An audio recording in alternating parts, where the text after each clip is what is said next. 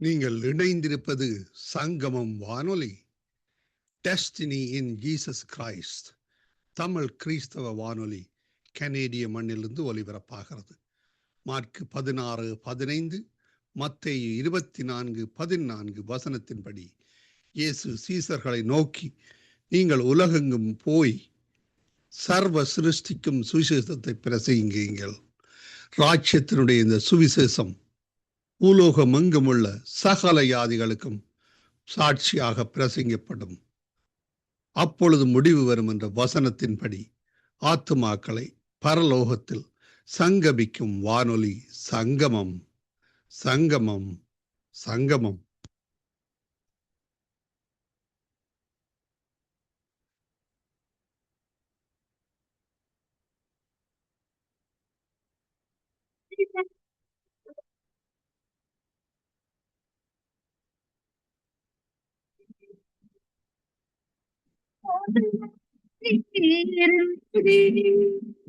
அந்த வார்த்தை வந்தானே, அந்த வார்த்தை வந்தானே,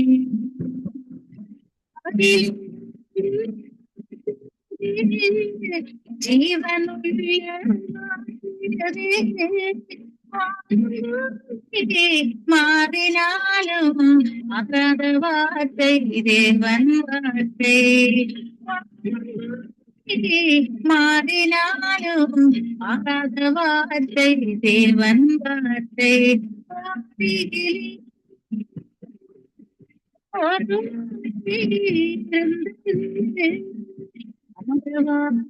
தேவன் தானே, தேவன் தானே, அந்த தேவன் தானே.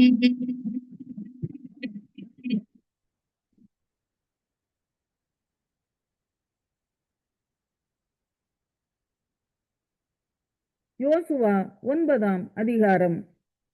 யோர்தானுக்கு இப்புறத்திலே மலைகளிலும் பள்ளத்தாக்குகளிலும் லீபனோனுக்கு எதிரான பெரிய சமுத்திரத்தின் கரையோரமெங்குமுள்ள ஏத்தியரும் எமோரியரும் கானானியரும் பெரிசியரும் ஏவியரும் எபூசியருமானவர்களுடைய சகல ராஜாக்களும் அதை கேள்விப்பட்ட போது அவர்கள் ஒருமனப்பட்டு யோசுவாவோடும் இஸ்ரவேலரோடும் யுத்தம் பண்ண ஏகமாய் கூடினார்கள்.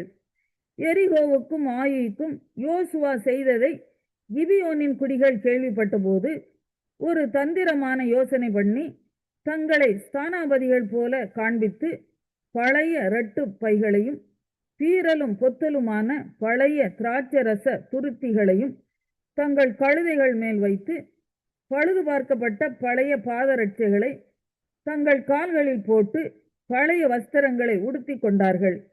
வழிக்கு அவர்கள் கொண்டு போன அப்பமெல்லாம் உலர்ந்ததும் பூசணம் பூத்ததுமாய் இருந்தது. அவர்கள் கில்காலில் இருக்கிற பாளையத்துக்கு யோசுவாவினிடத்தில் போய் அவனையும் இஸ்ரவேல் மனுஷரையும் நோக்கி, நாங்கள் தூர தேசத்திலிருந்து வந்தவர்கள், எங்களோட உடன்படிக்கை பண்ணுங்கள் என்றார்கள். அப்பொழுது இஸ்ரவேல் மனுஷர் அந்த ஏவியரை நோக்கி, நீங்கள் எங்கள் நடுவிலே குடியிருக்கிறவர்களாக்கும், நாங்கள் எப்படி உங்களோட உடன்படிக்கை பண்ணலாம் என்றார்கள். அவர்கள் யோசுவாவை நோக்கி, நாங்கள் உமக்கு அடிமைகள் என்றார்கள். அதற்கு யோசுவா, நீங்கள் யார், எங்கே இருந்து வந்தீர்கள் என்று கேட்டான். அதற்கு அவர்கள், உம்முடைய தேவனாகிய கர்த்தருடைய நாமத்தின் பிரஸ்தாபத்தை கேட்டு உமது அடியாராகிய நாங்கள் வெகு தூர தேசத்திலிருந்து வந்தோம், அவருடைய கீர்த்தியையும் அவர் எகிப்திலே செய்த யாவையும், அவர் எஸ்போனின் ராஜாவாகிய சீகோனும், அஸ்தரோத்தில் இருந்த பாசானின் ராஜாவாகிய ஓகும் என்கிற யோர்தானுக்கு அப்புறத்தில் இருந்த எமோரியரின் 2 ராஜாக்களுக்கும் செய்த யாவையும் கேள்விப்பட்டோம். ஆகையால் எங்கள் மூப்பரும் எங்கள் தேசத்து குடிகள் எல்லாரும் எங்களை நோக்கி, உங்கள் கைகளில் வழிக்கு ஆகாரம் எடுத்துக்கொண்டு அவர்களுக்கு எதிர்கொண்டு போய் அவர்களிடத்தில், நாங்கள் உங்கள் அடியார், எங்களோட உடன்படிக்கை பண்ண வேண்டும் என்று சொல்ல சொன்னார்கள். உங்களிடத்தில் வர நாங்கள் புறப்படுகிற அன்றே எங்கள் வழி பிரயாணத்துக்கு இந்த அப்பத்தை சுட சுட எங்கள் வீட்டிலிருந்து எடுத்து கொண்டு வந்தோம். இப்பொழுது இதோ உலர்ந்து பூசணம் பூத்திருக்கிறது. நாங்கள் இந்த திராட்சரச துருத்திகளை நிரப்புகையில் புதிதாய் இருந்தது. ஆனாலும் இதோ கிழிந்து போயிற்று. எங்கள் வஸ்திரங்களும் பாதரட்சைகளும் நெடுந்தூரமான பிரயாணத்தினாலே பழசாய் போயிற்று என்றார்கள். அப்பொழுது இஸ்ரவேலர் கர்த்தருடைய வாக்கை கேளாமல் அவர்களுடைய போஜன பதார்த்தத்தில் சிறிது வாங்கி கொண்டார்கள். யோசுவா அவர்களோட சமாதானம் பண்ணி அவர்களை உயிரோடை காப்பாற்றும் உடன்படிக்கையை அவர்களோட பண்ணினான். அதற்காக சபையின் பிரபுக்கள் அவர்களுக்கு ஆணையிட்டு கொடுத்தார்கள். அவர்களோட உடன்படிக்கை பண்ணி 3 நாள் சென்ற பின்பு அவர்கள் தங்கள் அயலார் என்றும் தங்கள் நடுவே குடியிருக்கிறவர்கள் என்றும் கேள்விப்பட்டார்கள்.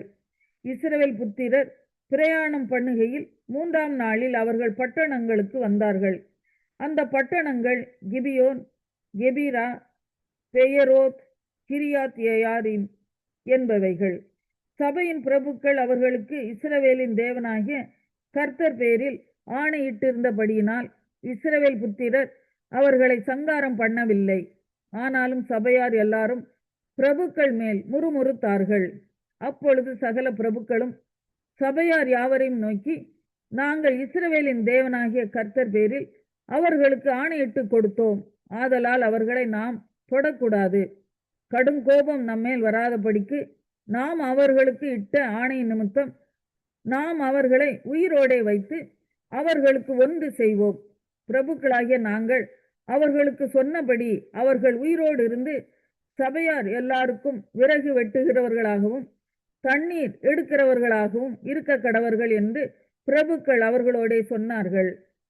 பின்பு யோசுவா அவர்களை அழைப்பித்து, நீங்கள் எங்கள் நடுவே குடியிருக்கும் போது நாங்கள் உங்களுக்கு வெகு தூரமாய் இருக்கிறவர்கள் என்று சொல்லி எங்களை வஞ்சித்தது என்ன? இப்போதும் நீங்கள் சபிக்கப்பட்டவர்கள். என் தேவனுடைய ஆலயத்துக்கு விறகு வெட்டுகிறவர்களும் தண்ணீர் எடுக்கிறவர்களுமான பணிவிடைக்காரராய் இருப்பீர்கள். இந்த ஊழியம் உங்களை விட்டு நீங்க மாட்டாது என்றான். அவர்கள் யோசுவாவுக்கு பிரதியுத்தரமாக, தேசத்தை எல்லாம் உங்களுக்கு ஒப்பு கொடுக்கவும் தேசத்தின் குடிகளை எல்லாம் உங்களுக்கு முன்பாக அழிக்கவும் உம்முடைய தேவனாகிய கர்த்தர் தமது தாசனாகிய மோசேக்கு கட்டளையிட்டது உமது அடியாருக்கு நிச்சயமாகவே அறிவிக்கப்பட்டதினால் நாங்கள் எங்கள் ஜீவன் நிமித்தம் உங்களுக்கு மிகவும் பயந்து இந்த காரியத்தை செய்தோம். இப்போதும் இதோ உமது கையில் இருக்கிறோம். உம்முடைய பார்வைக்கு நன்மையும் நியாயமுமாய் தோன்றுகிறபடி எங்களுக்கு செய்யும் என்றார்கள்.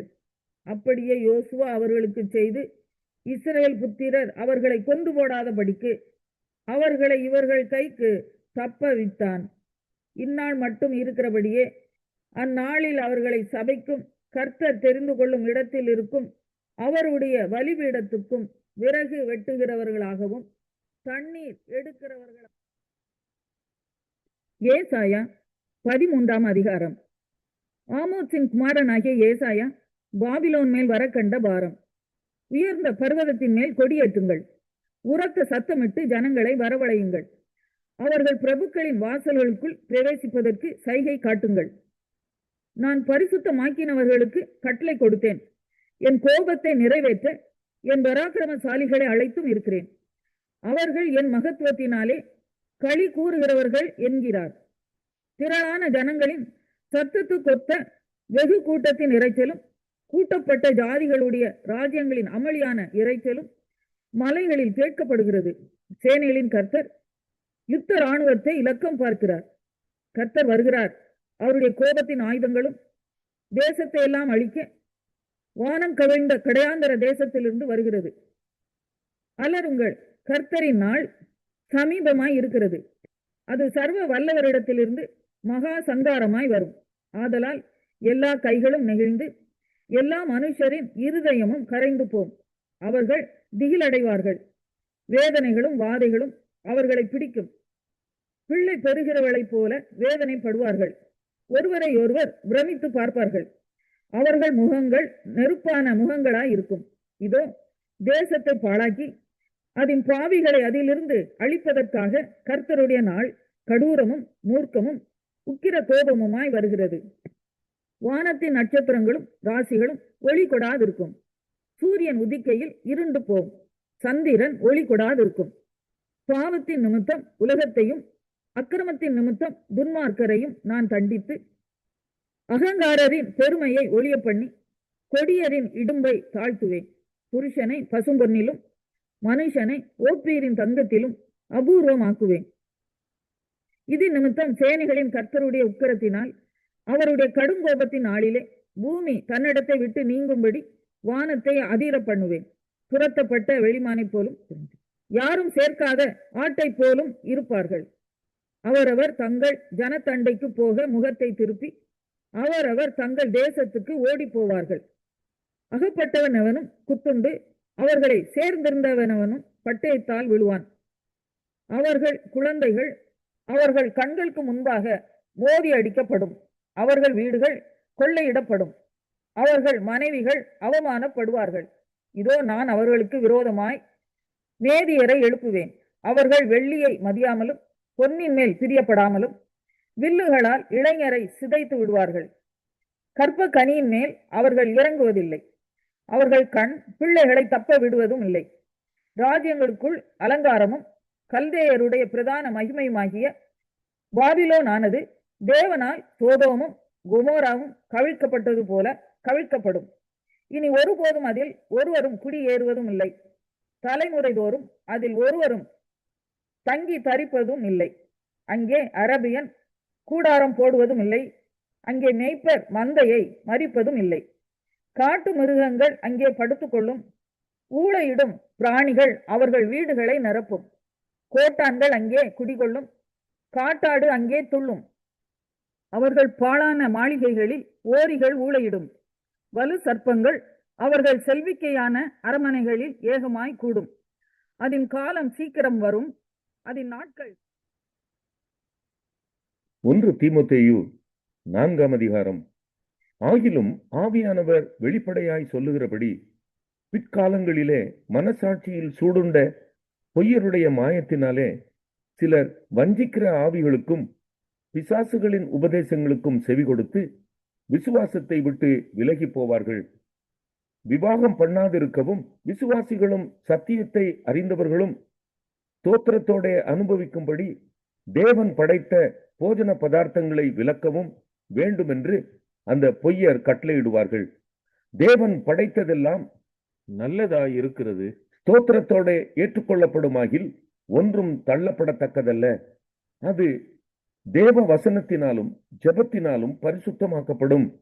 இவைகளை நீ சகோதரருக்கு போதித்து வந்தால் விசுவாசத்திற்குரிய வார்த்தைகளிலும் நீ அனுசரித்த நற்போதகத்திலும் தேறினவனாகி இயேசு கிறிஸ்துவுக்கு நல்ல ஊழியக்காரனாயிருப்பாய்.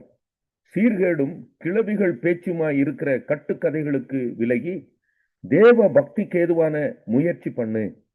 சரீர முயற்சி அற்ப பிரயோஜனம் உள்ளது. தேவ பக்தியானது இந்த ஜீவனுக்கும் இதற்கு பின்வரும் ஜீவனுக்கும் வாக்கு தத்தம் உள்ளதாகையால் எல்லாவற்றிலும் பிரயோஜனம் உள்ளது. இந்த வார்த்தை உண்மையும் எல்லா அங்கீகரிப்புக்கும் பாத்திரமாயிருக்கிறது. இதன் நிமித்தம் பிரயாசப்படுகிறோம், நிந்தையும் அடைகிறோம். ஏனெனில் எல்லா மனுஷருக்கும் விசேஷமாக விசுவாசிகளுக்கும் இரட்சகராகிய ஜீவனுள்ள தேவன் மேல் நம்பிக்கை வைத்திருக்கிறோம். இவைகளை நீ கட்டளையிட்டு போதித்துக் கொண்டிரு. உன் இளமையை குறித்து ஒருவனும் உன்னை அசட்டை பண்ணாதபடிக்கு நீ வார்த்தையிலும் நடக்கையிலும் அன்பிலும் ஆவியிலும் விசுவாசத்திலும் கற்பிலும் விசுவாசிகளுக்கு மாதிரியாயிரு. நான் வருமளவும் வாசிக்கிறதிலும் புத்தி சொல்லுகிறதிலும் உபதேசிக்கிறதிலும் ஜாக்கிரதையாயிரு. மூப்பராகிய சங்கத்தார் உன்மேல் கைகளை வைத்தபோது தீர்க்க தரிசனத்தினால் உனக்கு அளிக்கப்பட்ட வரத்தை பற்றி அசதியாயிராதே. நீ தேறுகிறது யாவருக்கும் விளங்கும்படி இவைகளையே சிந்தித்துக் கொண்டு இவைகளிலே நிலைத்திரு. உன்னை குறித்தும் உபதேசத்தை குறித்தும் எச்சரிக்கையாயிரு. இவைகளில் நிலை கொண்டிரு. இப்படி செய்வாயானால் உன்னையும் உன் உபதேசத்தை 1 தீமோத்தேயு 5ஆம் அதிகாரம். முதிர் வயது உள்ளவனை கடிந்து கொள்ளாமல் அவனை தகப்பனைப் போலவும் பாலிய புருஷரை சகோதரரைப் போலவும் முதிர் வயதுள்ள ஸ்திரீகளை தாய்களைப் போலவும் பாலிய ஸ்திரீகளை எல்லா கற்புடன் சகோதரிகளைப் போலவும் பாவித்து புத்தி சொல்லு. உத்தம விதவைகளாகிய விதவைகளை கனம் பண்ணு. விதவையானவளுக்கு பிள்ளைகளாவது பேரன் பேத்திகளாவது இருந்தால் இவர்கள் முதலாவது தங்கள் சொந்த குடும்பத்தை தேவபக்தியாய் விசாரித்து பெற்றார் செய்த நன்மைகளுக்கு பதில் நன்மைகளை செய்ய கற்றுக்கொள்ள கடவர்கள். அது நன்மையும் தேவனுக்கு முன்பாக பிரியமுமாயிருக்கிறது. உத்தம விதவையாயிருந்து தனிமையாய் இருக்கிறவள் தேவனிடத்தில் நம்பிக்கை உள்ளவளாய் இரவும் பகலும் வேண்டுதல்களிலும் ஜெபங்களிலும் நிலைத்திருப்பாள். சுகபோகமாய் வாழ்கிறவள் உயிரோடு செத்தவள். அவர்கள் குற்றம் சாட்டப்படாதவர்களாய் இருக்கும்படி இவைகளை கட்டளையிடு. ஒருவன் தன் சொந்த ஜனங்களையும் விசேஷமாக தன் வீட்டாரையும் விசாரியாமற் போனால் அவன் விசுவாசத்தை மறுதலித்தவனும் அவிசுவாசியிலும் கெட்டவனுமாயிருப்பான். 60 வயதுக்கு குறையாதவளும் ஒரே புருஷனுக்கு மனைவியாயிருந்தவளுமாகி பிள்ளைகளை வளர்த்து அந்நியரை உபசரித்து பரிசுத்தவான்களுடைய கால்களை கழுவி உபத்திரவப்படுகிறவர்களுக்கு உதவி செய்து சகலவித நற்கிரியைகளையும் ஜாக்கிரதையாய் நடப்பித்து இவ்விதமாய் நற்கிரியைகளை குறித்து நற்சாட்சி பெற்றவளுமாயிருந்தால் அப்படிப்பட்ட விதவையையே விதவைகள் கூட்டத்தில் சேர்த்து கொள்ள வேண்டும். இள வயதுள்ள விதவைகளை அதிலே சேர்த்து கொள்ளாதே. ஏனெனில் அவர்கள் கிறிஸ்துவுக்கு விரோதமாய் காம விகாரம் கொள்ளும்போது விவாகம் பண்ண மனதாகி முதலில் கொண்டிருந்த விசுவாசத்தை விடுவதினாலே ஆக்கினைக்குட்படுவார்கள். அதுவும் அல்லாமல் அவர்கள் சோம்பல் உள்ளவர்களாய் வீடு வீடாய் திரிய பழகுவார்கள். சோம்பல் உள்ளவர்களாய் மாத்திரமல்ல, அலப்புகிறவர்களாயும் வீண் அலுவற்காரிகளாயும் தகாத காரியங்களை பேசுகிறவர்களுமாய் இருப்பார்கள். ஆகையால் இள வயதுள்ள விதவைகள் விவாகம் பண்ணவும் பிள்ளைகளை பெறவும் வீட்டை நடத்தவும் விரோதியானவன் நிந்திக்கிறதற்கு இடமுண்டாக்காமல் இருக்கவும் வேண்டுமென்று இருக்கிறேன். ஏனெனில் இதற்கு முன்னே சிலர் சாத்தானை பின்பற்றி விலகி போனார்கள். விசுவாசியாகிய ஒருவனிடத்திலாவது ஒருத்தி இடத்திலாவது விதவைகள் இருந்தால் அவர்கள் இவர்களுக்கு உதவி செய்ய கடவர்கள்.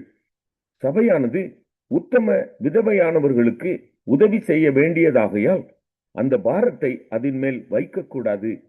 நன்றாய் விசாரணை செய்கிற மூப்பர்களை விசேஷமாய் திருவசனத்திலும் உபதேசத்திலும் பிரயாசப்படுகிறவர்களை இரட்டிப்பான கனத்திற்கு பாத்திரராக எண்ண வேண்டும். போரடிக்கிற மாட்டை வாய் கட்டாயாக என்றும் வேலையாள் தன் கூலிக்கு பாத்திரனாய் இருக்கிறான் என்றும் வேத வாக்கியம் சொல்லுகிறதே.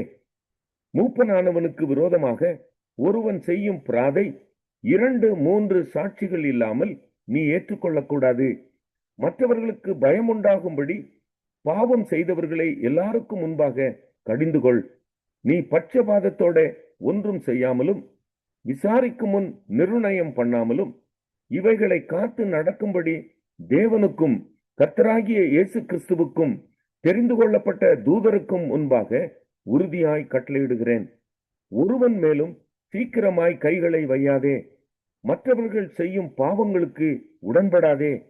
உன்னை சுத்தவானாக காத்துக்கொள்.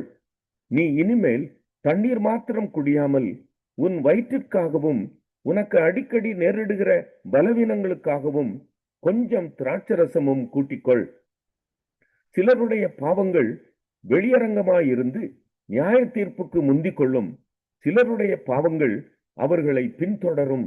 அப்படியே சிலருடைய நற்கிரியைகளும் வெளியரங்கமாயிருக்கும்.